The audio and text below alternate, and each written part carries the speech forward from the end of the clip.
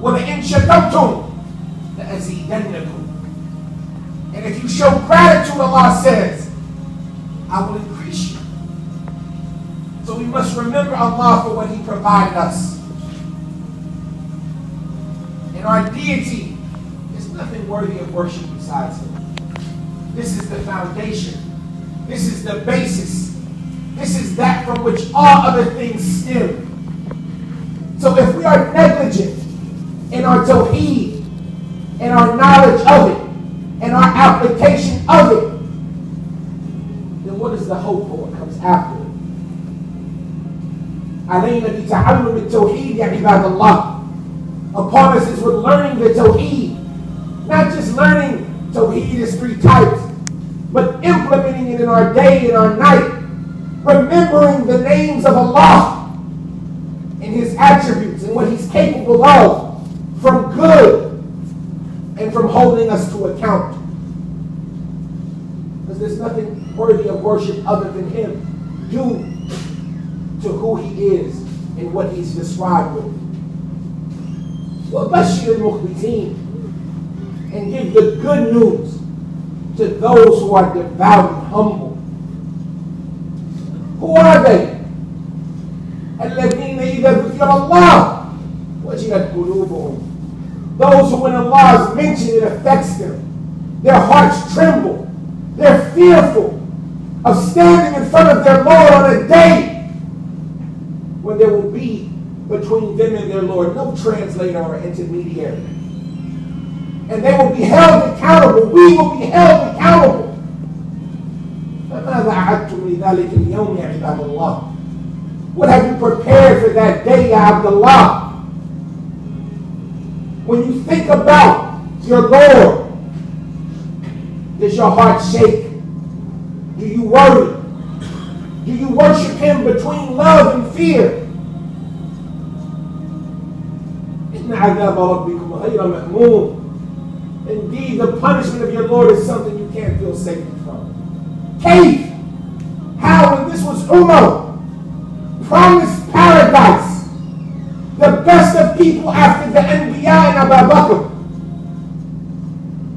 and he was worried about it. بل هذا نبي الله إبراهيم يقول ربي اجعلني وبني أن نعبد الأصنام. Oh my Lord, protect me and my children from worshiping idols. Khalil Rahman, and he was worried about not being firm, about not being established on this Islam. And we think we don't have to worry. الذين إذا ذكر الله وجلت قلوبهم والصابرين. Those who exercise patience regarding what afflicts them. And remember, as we talked about the completion of Allah's favor upon us, what is the reward for patience? إِنَّ اللَّهَ يُوَفَّى الصَّابِرِينَ أَجْرَهُمْ بِغَيْرِ حِسَابٍ. Allah will reward those who are patient their compensation without any reckoning, without any counting up its limit. But how hard is it to show patience in the Sadaqat al-Ula? How hard is it to show patience at the first moment, when patience is necessary, when your car breaks down, when your wallet was stolen, when you lose your job, when your refrigerator breaks. Do you show patience at that moment? Because remember, Ya Abdullah, there's nothing you can do about it. So why not show patience and get rewarded instead of being forced into what is known as sabrul la'im, that blameworthy patience? There's nothing you can do about it. It's going to happen what has happened.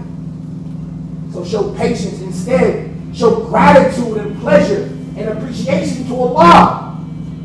And your reward will increase. And you're going to die.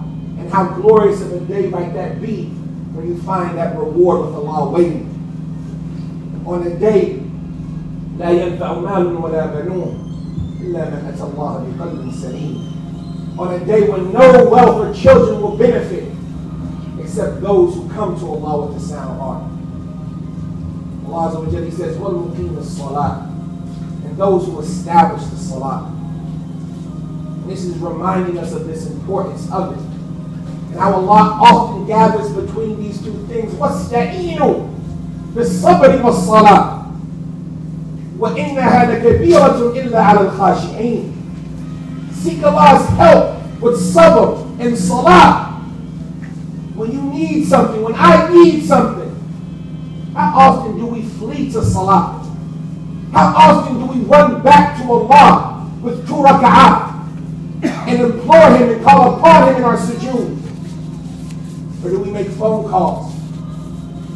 Do we get stressed? Maybe even sometimes, وَإِيَاذُ بِاللَّهِ, we take shortcuts and undertake that which is disobedience. When Allah guaranteed us with salah provisions. وَأْمُرْ أَهْلَكَ بِالصَّلَاةِ وَاصْطَبِرْ عَلَيْهَا لَا نَسْأَلُكَ رِزْقًا نَحْنُ نَرْزُقُكَ وَالْعَاقِبَةُ لِلتَّقْوَى. Command your family with salah and be patient in that. We don't ask you for provisions, we provide for you. And the final result will be for those who have taqwa. Lastly, in that ayat, Allah, He says, وَمِمَّا رَزَقْنَاهُمْ يُنْفِقُونَ. And from that which we provided them, some of that which we provided them, they spend. Wallahi, when you spend, مَا نَقَصَ صَدَقَةٌ مِنْ مَالٍ. Sadaqah has never decreased one's wealth. Instead, it increases it. And it guarantees it to prosper. And Allah doesn't ask that you give 10%, 20%, 50%. He just asks for some of what you have. مَنْ ذَا الَّذِي يُقْرِضُ اللَّهَ قَرْضًا حَسَنًا فَيُضَاعِفُهُ لَهُ أَضْعَافًا كَثِيرًا. Who is the one who will loan Allah? Allah ghani. And Allah doesn't need your loan. Who is the one who will loan Allah a good loan so Allah can multiply for him?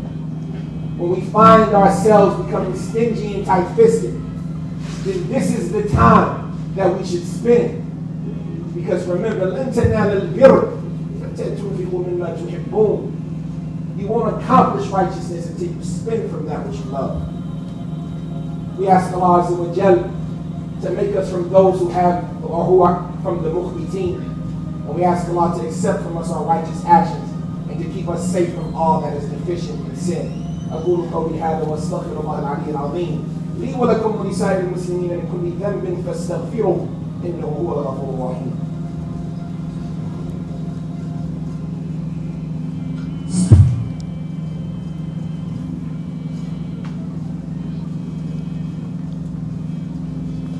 الحمد لله وحده والصلاة والسلام على من لا نبي بعده نبينا محمد وعلى آله وأصحابه ومن استنى بسنته إلى يوم الدين. أما بعد, عباد Allah, when it comes to this udhiyah that we refer to, then it's important that we know some of its affairs. So from them is that when the individual intends to perform udhiyah, then he should not remove from his nails or his hair or his skin anything from that moment. From when the 10 days enter, i.e. from the moment the 10 days enter, the first of the Hijjah. If he's made intention to perform udhiyah, then he should not remove from his hair or his nails or his skin anything. And when he selects that which he will sacrifice, then he has to know the conditions of that animal. And in the sacrificial animal, there are 6 conditions. The first of them is that it be from the bahimatul an'am, from the cattle of the land, which are camels, cows, sheep, and goat. Nothing else suffices outside of these 4. The second condition is that the animal reach the proper age. And that is that it be, if it's from the sheep, at least a jid'ah, which is that which has reached 6 months or greater. And from every other animal, the camels, the cows, and the goats, that it be at least a musinna or thaniya. And from the camels, it is that which has reached 5 years. And from the cows, it is that which has reached 2.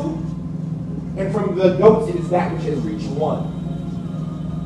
The third condition for the sacrificial animal is that it not have from the defects that the Prophet ﷺ mentioned that remove it from being sufficient.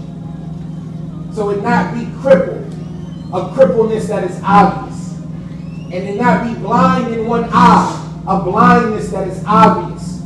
And that it not be sick, a sickness that is obvious. And that it not be extremely thin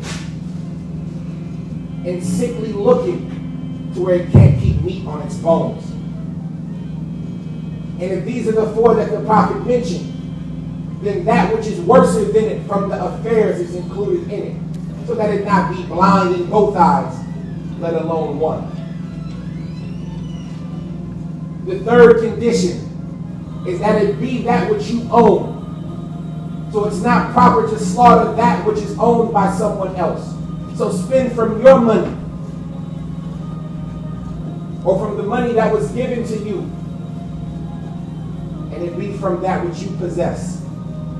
The fifth condition is that it not be attached to some other right. So that it not be in collateral or in pawn with someone else, for example. Or that it not be from that which you use to do your crops, etc. None of these things for the most part apply to us in our circumstances. And the last condition is that it be done at the proper time, i.e. the sacrifice be done at the proper time. And the proper time is after the Salatul Eid, up until the sun sets from the last of the days of Tashriq, which is the 13th of the Hijj. So whoever slaughters after the Salat, فَقَدْ أَصَابَ سُنَّةَ الْمُسْلِمِينَ, then he has met the Sunnah of the Muslims. And there are more affairs and rules that should be learned, but perhaps in this is a sufficiency for our current position. And remember that when we slaughter and we sacrifice, then it's for Allah only. As Allah Azza wa Jalla says, قُلْ إِنَّ صَلَاتِي وَنُسُكِي وَمَحْيَايَ وَمَمَاتِي لِلَّهِ رَبِّ الْعَالَمِينَ لَا شَرِيكَ لَهُ بِذَلِكَ وَبِذَلِكَ أُمِرْتُ وَأَنَا أَوَّلُ الْمُسْلِمِينَ. Allah Azza wa Jalla says, say, indeed my salat and my sacrifice and my life and my death, all of it is for Allah, the Lord of all that is created. Like this I've been commanded. La sharika lahu, no partners for him, and like this I've been commanded. And I am the first of those who accept Islam. And we must remember to remind ourselves of istihbar al-niyyah, to bring our intention, just like in everything else, so that it's not taken as a simple custom, and thus our reward is diminished. But we remember while we sacrifice, because Allah doesn't need that animal's flesh or that animal's blood, as some of the misguided nations believe that there has to be a sacrifice for forgiveness, and you have to eat the flesh of someone, or drink the blood of someone, or that which resembles it to get forgiven. Allah doesn't need these things.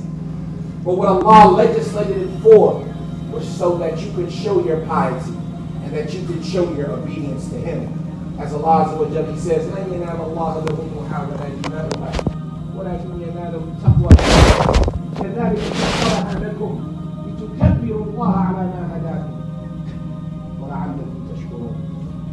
Allah Azza wa Jalla says it does not reach Allah its flesh, nor does it reach Him its blood. But that which reaches Him is the taqwa that you show, the piety, that devoutness that you show in doing so. Like this, He subjugated it to you in order that you could glorify Him for what He has guided you, and perhaps that you might show appreciation.